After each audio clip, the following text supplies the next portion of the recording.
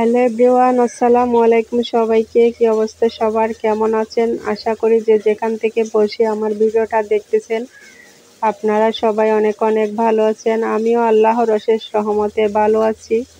চলে আসলাম আপনাদের মাঝে আরও একটা নতুন ভিডিও নিয়ে। আশা করি ভিডিওটা আপনাদের অনেক অনেক ভালো লাগবে।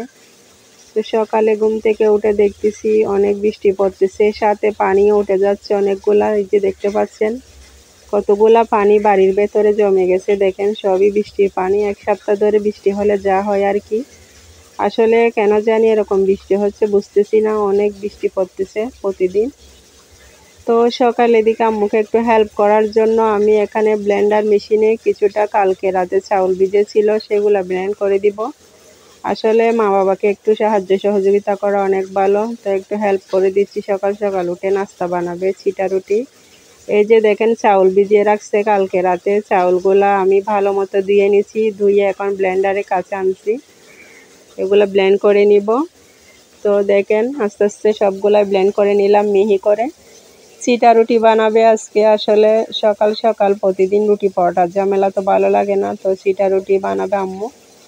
আমিও পারি বানাতে, কিন্তু আম্মু বানাবে বসে বসে। এই যে দেখেন আমাদের মাটির চুলায় আম্মু চিটা রুটি বানাচ্ছে, অনেকগুলো আগে বানিয়ে নিচ্ছে। তো এখন আমি আবার একটু ভিডিও করে নিচ্ছি আপনাদের জন্য।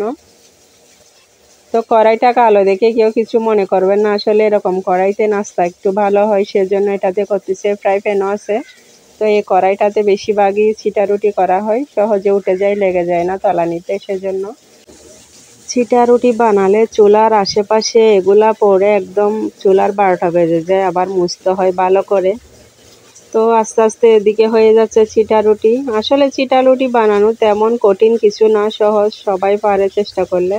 আমিও পারি। তো বেশিরভাগই নাস্তাগুলো আম্মু বানাই, তো আমি একটু ভিডিও করে শেয়ার করতেছি আপনাদের সাথে। এই যে দেখেন হয়ে যাচ্ছে আস্তে আস্তে। তো ভালো মতো একদম হয়ে গেলে তারপর তুলে নিবে।